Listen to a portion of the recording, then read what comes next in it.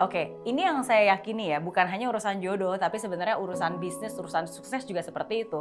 Kan ada yang bilang, wah rezeki mah udah ada takarannya, ya kan, nggak usah terlalu ngoyo dan seterusnya. Nah, jadi saya selalu membedakan antara promise sama proses.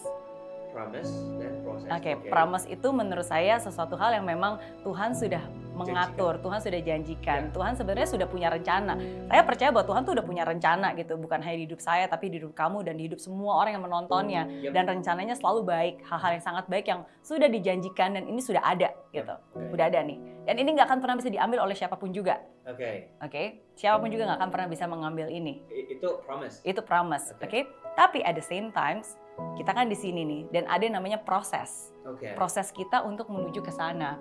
Dan menurut saya promise itu sesuatu yang kita imani ya. Kita kan percaya, kita yakin, percaya gitu kan. Tapi kan iman tanpa perbuatan adalah mati.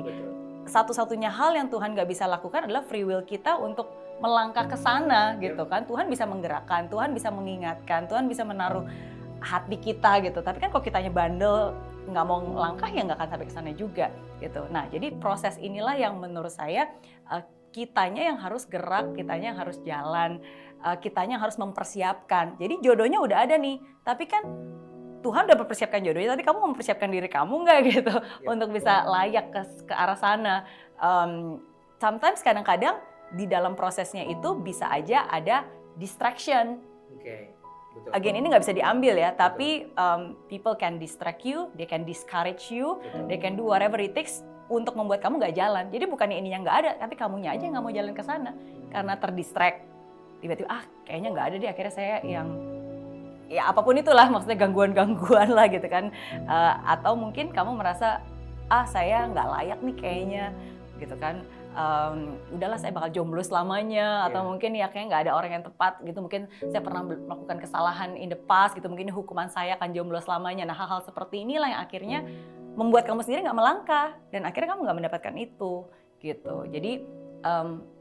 Jadi apapun itu, mau jodoh, mau sukses, mau bisnis, harus diusahakan dulu lah. Tetap ada partnya kita yang harus berjalan dengan keyakinan dan mengusahakan yang terbaik dan mengupgrade diri kita untuk menjadi versi yang baik sehingga kita layak untuk mendapatkan itu.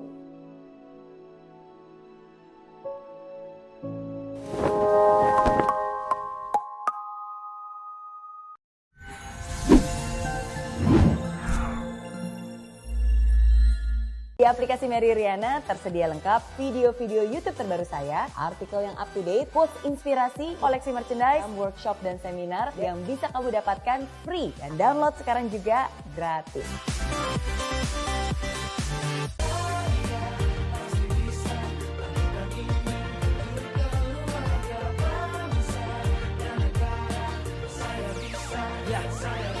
Laksana bumi tanpa hujan, hidup tanpa tujuan, kering dan mati tanpa hijaunya tumbuhan. Demikian kalau mimpi tak kunjung terjadi.